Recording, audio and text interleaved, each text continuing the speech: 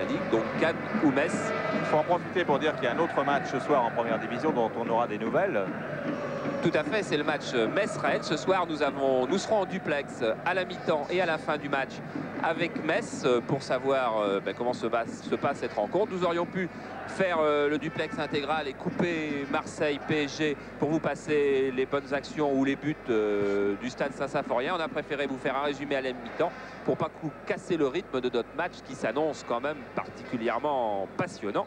Et c'est pas Bernard Tapie qui dirait le contraire. Voilà, allez l'OM donc ici dans un stade, bon je reprends le slogan des supporters, hein, c'est pas parti pris de ma part, dans un stade Vélodrome qui doit être quasiment archi plein, c'est-à-dire on doit être au moins à 35 000 ou 40 000 spectateurs ce soir avec cette équipe de l'OM donc et cette nouvelle race de joueurs. Voilà, avec un stade qui est vraiment au cœur de la ville et un stade, je me souviens, c'était une phrase de Gaston Defferre qui disait quelquefois moi je ne suis pas maire de Marseille, je suis maire de l'OM. Et c'est vrai que c'est vraiment au cœur d'une ville et que Bonnevem disait tout à l'heure, pour un joueur c'est fantastique une fois dans sa vie au moins de jouer une saison à Marseille car même si c'est difficile, c'est enrichissant, personne ne peut le savoir. Voilà l'écran géant du stade Vélodrome où apparaît là aussi la composition de l'équipe. Le sponsor.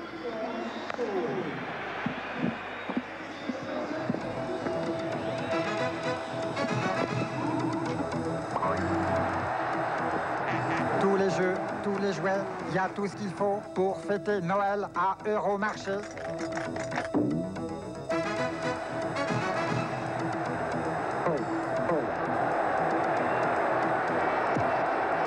Euromarché, une nouvelle race de magasins, vous présente ce match.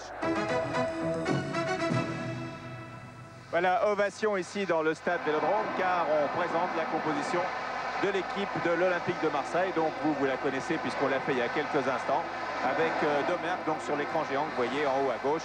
Voilà, zoom des caméras que dirige ce soir Jean-Paul Jaude avec la composition de cette équipe de Marseille qui présente une défense jeune, Charles, pour un match chaud. Oui, une défense jeune, une défense inexpérimentée avec des joueurs qui jouent rarement à ces places-là car l'arrière droit, Floss, était attaquant il y a encore un an. Galtier a joué arrière droit, arrière gauche, libéraux, demi-défensif, mais n'a jamais joué stopper. Et ce soir, on va lui confier le marquage de Rocheteau. Domergue libéraux, oui, c'est sa place. Bad arrière latéral, oui, c'est sa place. Mais Loret et Zanon en demi-défensif, Zanon n'a pas joué depuis à peu près une 3 mois. Douzaine, ouais, j'allais dire 12-15 semaines, j'ai pas vérifié exactement. Il a joué avec la première division il y a une dizaine de jours, un match amical à Béziers. Il a joué une mi-temps avec Béziers et une mi-temps avec Marseille. On n'était pas certain qu'il soit complètement compétitif, mais il y a eu tellement d'absences parce que si on fait le tour, hein, les absences du côté de Marseille, il y a Stiskovic, il y a Diallo, cet attaquant de pointe redoutable dribbleur, il y a Förster bien sûr, le stopper avec qui Marseille a fait un début de saison formidable, il y a Anigo qui a été opéré du genou, il y a Passy qui souffre de son entorse à la cheville. Ça fait quand même beaucoup. Cela dit, du côté de PSG, là, vous voyez les arbitres qui arrivent. Donc, il y a Ali Lodzik et Bocandé qui ne jouent pas. Pourquoi? Eh bien, vous le savez certainement, c'est parce que Gérard Rouillet considère qu'ils sont hors de forme. Lovitz est blessé, Bibar est suspendu. Donc, là aussi, Rouillet a dû composer en tenant compte de tous ces paramètres. Les paramètres les plus subjectifs étant le fait qu'il considère qu'Ali Lodzik et Bocandé, qui étaient les deux meilleurs buteurs du championnat l'année dernière, ne jouent pas ce soir. Oui, encore qu'il a dit Gérard Rouillet, bon, c'est vrai, je pensais qu'on pouvait jouer avec 3 avancantes, Bocandé, Ali Lodzik, Rocheteau. Au fond de moi-même, je le pense encore, mais les résultats ont prouvé le contraire et on ne peut pas aller contre les résultats. Pierre Sled. Oui, Charles, avec Christophe Galtier, c'est la première fois, je crois, que vous jouez stopper en première division. Oui, à ce niveau, c'est la première fois. J'espère que ça va bien se passer. J'ai un adversaire redoutable. Le résultat dans 90 minutes, il sera, je pense, positif. Marquage sur Dominique Rocheteau. Oui, c'est cela, sur un très bon avant-centre. C'est à moi de prouver, je suis jeune, je suis tout à prouver. Voilà, c'est clair, c'est net, Pierre. C'est vrai qu'il a tout à prouver, mais c'est difficile même si on débute à domicile, quelquefois on a envie que ce soit dans une atmosphère un peu plus intime. 50 000 personnes, ça peut quelquefois vous griser et vous pousser à faire quelques fautes, s'enflammer, comme on dit. C'est pas toujours bon pour des débuts. D'autant que Paris Saint-Germain a fait de meilleurs résultats à l'extérieur depuis le début de la saison, plutôt qu'à domicile. PSG a gagné 4 fois à l'extérieur et 3 fois seulement au parc, et a été battu 2 fois récemment et consécutivement sur son terrain en championnat. Voilà, poignée de main donc Bats Giresse Ils ont le même maillot, Bell et Bats, mais ils n'ont pas le même sponsor. Non, on l'a... Tiens, c'est vrai. Voilà. Moi, je pourrais faire celui de Bats. 2 maillots jaunes. Donc PSG qui joue avec ses couleurs tout à fait traditionnelles. Voilà, et en gros plan, René Lopez qui arbitrait Lyon-Cannes vendredi dernier, mais qui a déjà arbitré l'OM ici à Marseille. C'était pour OM Toulouse, avec une victoire marseillaise à la toute dernière minute. Mais il est vrai que les Marseillais gagnent souvent à la toute dernière minute. On en reparlera peut-être tout à l'heure, mais je crois qu'il y a un tiers de leurs victoires ont été acquises dans les 10 dernières minutes, ici à Marseille. Papin, Zanon, Bresson et l'équipe de l'OM qui sort de ce nouveau tunnel du stade Vélodrome avec Dominique Rocheteau qui avait été sollicité il y a quelques semaines pour venir jouer à Marseille et qui a préféré rester à Paris. Joël Bats explique d'ailleurs cela très bien aujourd'hui dans un numéro de l'Express Sport. Une grande interview où Bats est allé voir Dominique en lui disant surtout reste ici. Voilà, ici où il pourrait retrouver un nouveau joueur bientôt, Paris Saint-Germain, car le président Francis Borrelli est à la recherche d'un milieu défensif. Alors, il m'a bien prié de dire, l'échange Ali Lodzik-Angloma, ça ne se fera pas, parce que d'abord Ali Lodzik ne veut pas partir de PSG, donc il restera. Giresse à PSG, comme ça a été écrit quelque part ce matin, c'est faux aussi. Et alors, il y a une rumeur qui court dans les rangs du PSG avec un grand sourire. C'est Fernandez qui reviendrait du Racing au PSG, ce qui paraît absolument impossible. Vous savez, il y a des rumeurs dans les milieux du football. Bien sûr, on n'y croit pas, mais c'est vrai que PSG cherche un milieu défensif qui pourrait d'ailleurs être Angloma le Rennais, mais sans qu'il y ait un échange avec Ali Lodzik. Il reste 5 jours pour s'occuper de ça, mais nous pour le moment on a 22 joueurs devant nous et ça nous suffit bien. Et quels joueurs, voilà, c'est jusqu'au 4 décembre les derniers renforts possibles pour les clubs qui n'ont pas 20 professionnels dans leur effectif. Donc on va peut-être voir aussi, bon, il y a le retour d'Alain Courriol ce soir, il y a l'absence de Stiskovic et puis autre fait aussi important avant que le match ne commence, c'est donc Bernard Ginguini qui va être sur le banc, on va le voir tout à l'heure alors que là nous sommes avec Bad. Bernard Ginguini qui est sur le banc comme remplaçant et qui va faire peut-être ses débuts, ses premiers grands débuts avec l'Olympique de Marseille après avoir eu un début de saison donc qui n'était pas tout à fait à sa convenance aux Servettes de Genève, alors que là Antoine Bell remet à Michel Hidalgo. Je pense que c'est un grand chèque et puis une médaille. C'est peut-être consécutif à l'organisation des Sangors voilà, qui a eu lieu il y a quelques jours ici à l'initiative de Bell. Donc c'était une sorte de Cèdre d'or ou de César du monde africain dans tous les domaines. Hein, Charles.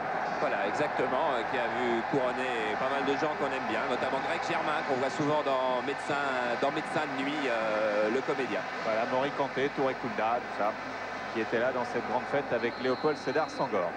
Et moi je connais les footballeurs, vous connaissez les musiciens, c'est bizarre. Alain Giresse donc qui s'est maintenant bien adapté à ce changement de vie et de monde pour lui, car c'est vraiment comme s'il avait changé de planète. Et regardez Alain Giresse, il est en bas à gauche de votre écran, regardez en bas à droite, c'est Fabrice Poulain qui est venu se placer en face. Ça veut dire, j'en suis intimement persuadé que Fabrice Poulain va faire de l'individuel sur Alain Giresse aujourd'hui, parce qu'en l'absence de Stiskovic, le meneur de jeu total de Marseille, eh bien c'est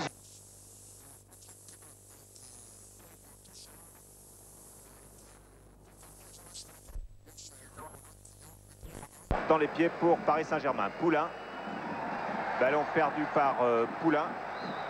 Zanon et première intervention de Monsieur Lopez pour une faute sur Jean-Louis Zanon à 35 mètres des buts de Joël Bats.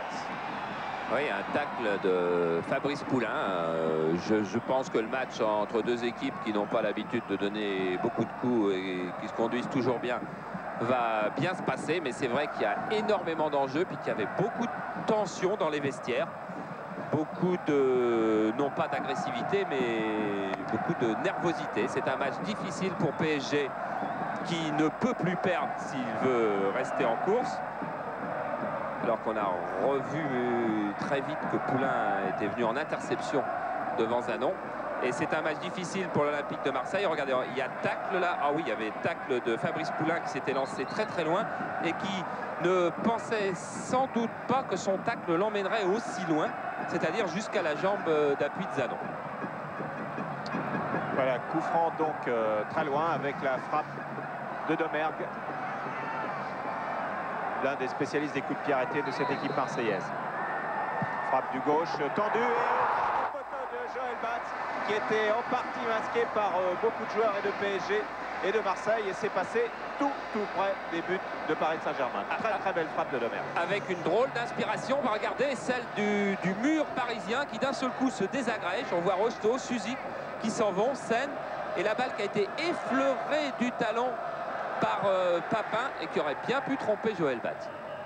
Tête de Thierry Loret sur ce dégagement de Batz, Omar Sen, et faute de Papin sur Sen.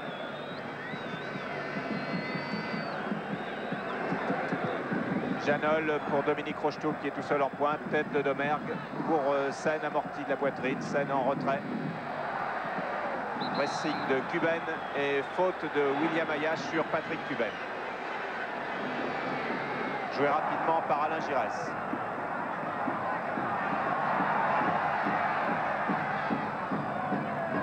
Galtier. Mauvaise passe, Vermeulen également. Loret.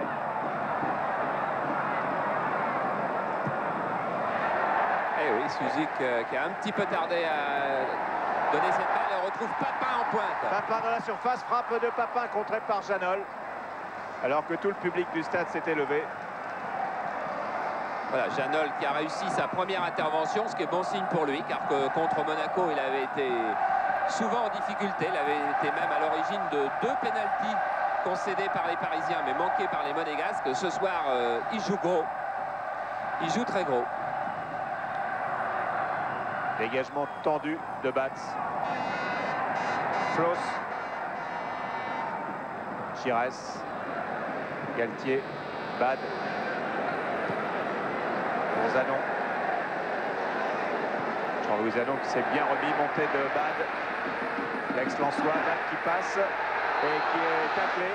Et c'est un nouveau coup franc pour une faute de Baconnier sur Jean-Pierre Bad. Ce qui prouve que Baconnier joue au poste d'arrière droit. Vous allez voir, il y avait Courriol à la lutte avec Bad, et puis c'est Baconnier qui va tacler et faire une faute sur Bad. Baconnier joue au poste d'arrière droit. C'est donc Pilorget qui marque Cuben et Ayache qui marque Papin.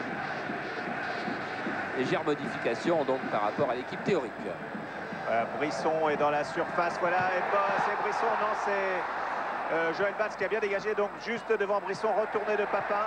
Hors-jeu de la tête de Janol. Et hors-jeu marseillais. Hors-jeu marseillais, mais pression marseillaise dans ces 4 premières minutes avec une équipe de PSG qui doit absolument, pour sa sauvegarde, conquérir le ballon. On a vu la sortie de Joël Batz du bout du point gauche. Et c'était Cuben qui allait surgir. Cuben, bon joueur de tête. Ensuite, se retourner de Papin. Et puis là, c'est là que le drapeau du juge de touche s'est levé. Point hors-jeu qui fait du bien à PSG. Et coup de sifflet de Monsieur Lopez pour une faute de Cuben, vraisemblablement. Cuben qui est venu charger dans le dos Janol et qui a empêché Janol de laisser la balle sortir de la surface. Alors on a redonné le coup franc à tirer. Pour Rocheteau. Galtier. Pour Flos. Philippe Janol qui redonne tout de suite. Rocheteau qui a tenté une déviation. Galtier. Sen. Omar Sen, ouais. Et Paris Saint-Germain qui repart avec Baconnier. Baconnier qui glisse à Suzik. Dégagement de Domergue et toute la défense marseillaise monte. Tête de Sen. Rocheteau, le juge de touche avait levé son drapeau, oui. Ouais, au moment où les Parisiens revenaient, c'était Suzik, je crois, qui revenait moins vite que la défense marseillaise. Il avait traîné un petit peu.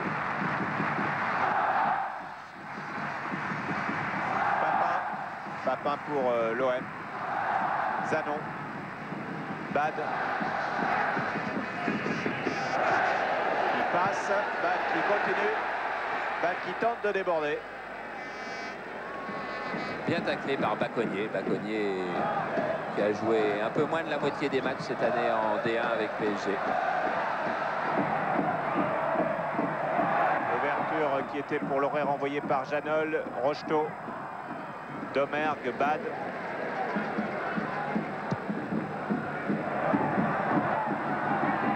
Milorget, mais en touche alors que l'Olympique de Marseille met la pression dès le début du match. Oui, varie sa construction. On a vu 2 longues ouvertures, on a vu 2 débordements de Bad ou tentatives de débordement. C'est varié. Giresse. Oui, faute de Fabrice Poulain sur Alain Giresse et le coup franc. Eh bien, les coups francs se rapprochent. Après celui sur Zanon, celui sur Giresse, donc à 25 mètres maintenant. Voilà, il y avait tacle par derrière sur Giresse, un pied entre les jambes, l'autre à côté. Attention, c'est un coup franc pour gaucher. Et des gauchers, il y en a. Il y a notamment Zanon. Mais Giresse aime bien aussi tirer dans cette position-là. Alors Giresse ou Zanon.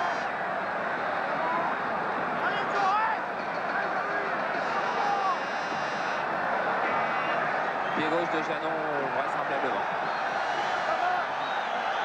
Et il y a Domergue qui s'est approché également.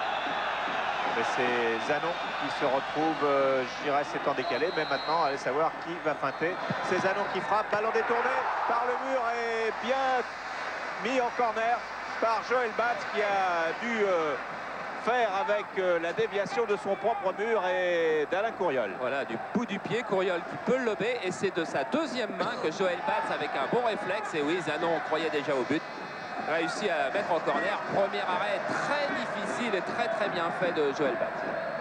Corner tiré par Brisson, tête de Lorraine et Couriol qui met en corner.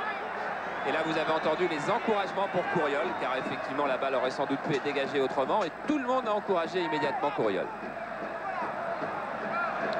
Deuxième corner pour Marseille, qui domine ce début de match. Tête de Lorraine. Vermeulen. Vermeulen, c'est pas facile avec maintenant William Ayache. Rocheteau qui efface un, qui efface 2 Marseillais. Et il y a une faute de Rocheteau. Oui, main, dit Monsieur Lopez. Main de Rocheteau qui, dans sa série de dribbles, aurait emmené la balle avec la main. Ce qui doit être vrai. Flosse pour l'Olympique de Marseille.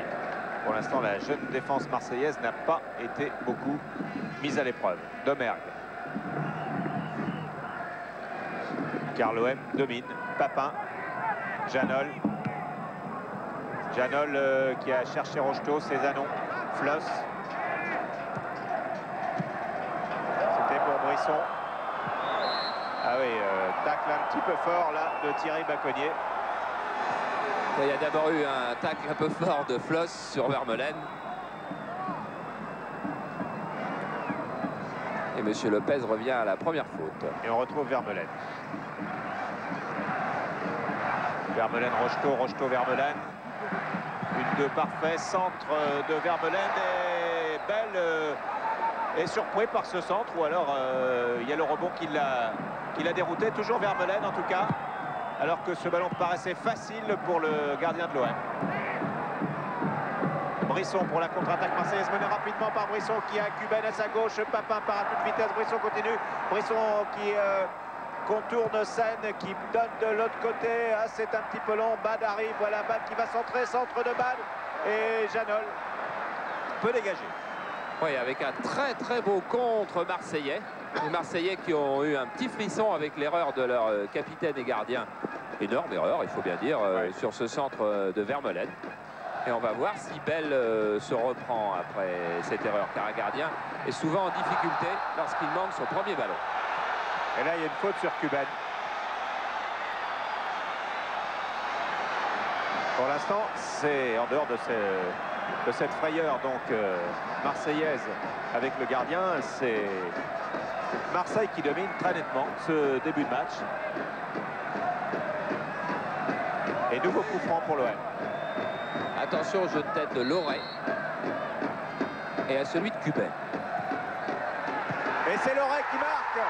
Thierry Loré qui marque immédiatement sur ce coup franc, le premier but marseillais alors que l'on joue depuis 11 minutes en première mi-temps.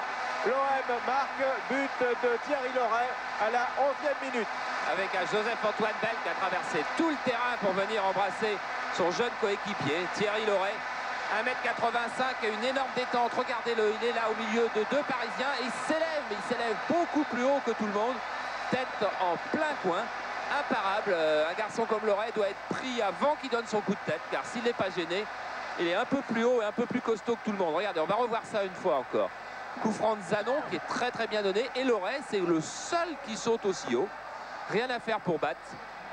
Et donc premier but marseillais dès le début du match avec une équipe de PSG qui n'en finit pas d'être menée dans le premier quart d'heure. Ça lui arrive très très souvent. Ça lui est arrivé contre Le Havre, contre Toulouse, contre Monaco. Et PSG que l'on retrouve à l'attaque et qui obtient un corner sur cette montée d'Alain Couriol. Non pas un corner mais une touche jouée rapidement par Couriol pour Rocheteau. Rocheteau dans une position un petit peu difficile. Ah oui, j'en parlais avec Gérard Houllier ce matin. Pourquoi sommes-nous, disait-il, si souvent menés dans le premier quart d'heure? C'est forcément des erreurs individuelles dues à un manque de concentration.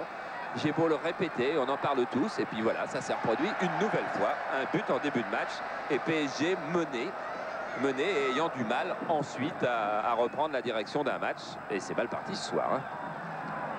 Rocheteau, retournée de Rocheteau, Janol. Attention hors-jeu, voilà, ils sont tombés dedans pour la deuxième fois. La défense marseillaise, on vous l'a déjà un petit peu trop dit, est jeune et elle court vite. Court très vite, mais enfin elle a un gardien, je dis tout à l'heure qu'elle était jeune, mais il y a un gardien expérimenté, un libéraux aussi. Ouais. Un Bel à 32 ans, Demergue doit en avoir 29. 28, ouais, 29. Ouais. Voilà Floss. Floss, oui, bien joué pour Brisson. Et frappe du gauche de Brisson. Beau tir croisé de Brisson. Voilà, et vous avez vu un instant fugitivement le visage de Joël Batz. Joël Batz, le doute s'est installé là depuis 5 minutes, depuis le but. Le doute s'est installé, ça s'est vu très nettement dans ses yeux. Du doute mêlé d'un peu de découragement d'un seul coup. Regardez, regardez ce visage. C'est pas le visage d'un gardien qui croit entièrement en son match et en son équipe. Là. Domergue, oui, l'équipe de PSG d'ailleurs semble tout à l'image du regard de Joël Batz. On vient de le voir sur cette action. Une équipe qui n'est pas sûre d'elle. Mais qui a le potentiel pour se reprendre à tout moment dans la saison. Voilà, première montée d'Alain Couriol. Et voilà Joseph-Antoine Bell, numéro 5 au top foot.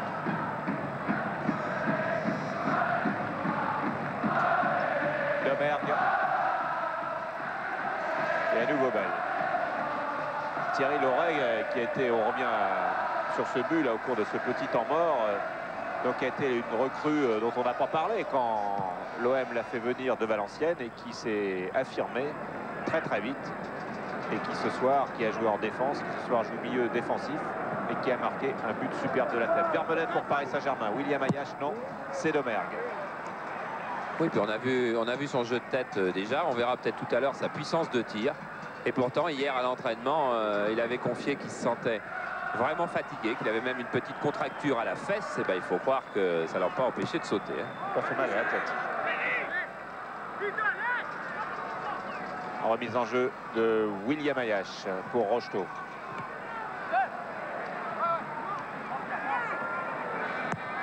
Dégagement de Floss qui cherche Papin. Janol qui cafouille et qui se reprend. Non, même pas. Allez, PSG est en difficulté. Ah oui, bon, toute la semaine, Gérard Houllier s'interroge pour savoir d'où ça vient. Alors tout le monde dit c'est dans la tête. Oui, bien évidemment, c'est dans la tête. C'est toujours la réponse facile, mais qui n'apporte pas de solution. C'est dans la tête. Janol, l'année dernière, n'aurait sans doute jamais manqué ce contrôle. Et cette année, il le manque. D'un libéro à l'autre, de Domergue à Janol.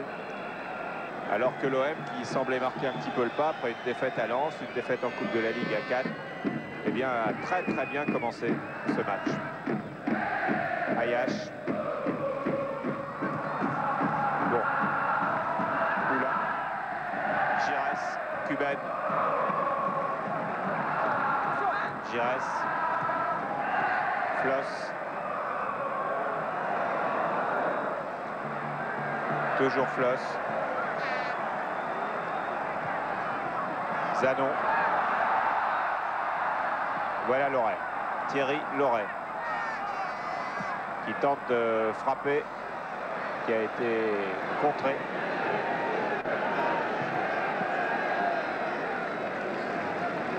Touche à Paris. Touche à Paris. La mise en jeu de William Ayache qui cherche le signe à ses partenaires. Qu'est-ce qu'on fait? Janol qui a voulu donner à Suzy devant, mais les ballons n'arrivent pas. Domergue. Zanon. Bad. Au ralenti du côté marseillais, ce qui n'est pas forcément la bonne solution parce que l'équipe de l'OM est plutôt une équipe qui doit jouer d'instinct, avec vivacité, avec enthousiasme. Ce sont ses qualités, quoi. L'image de Papin, l'image de Cuben, l'image de ces jeunes. Si elle cherche à trop poser le jeu, elle va permettre aux Parisiens de revenir dans le match et de reprendre un jeu qui leur conviendrait mieux. Ça peut être une erreur. Ouais, Floss, mais pour l'instant, ils le font bien. Domergue.